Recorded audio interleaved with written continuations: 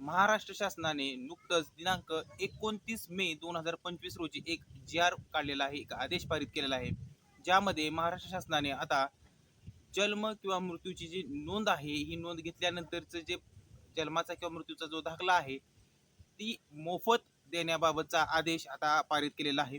पण तो जो नियम आहे, तो जो आदेश आहे, हे कोणाला लागू आहे, तो काय आदेश आहे आणि आणखीन काय त्या जी.आर. मध्ये सांगितलेलं आहे, याबाबतची संपूर्ण माहिती आज आपण या व्हिडिओमध्ये घेणार आहोत.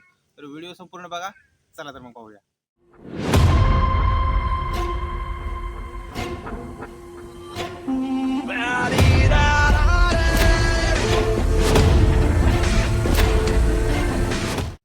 नमस्कार.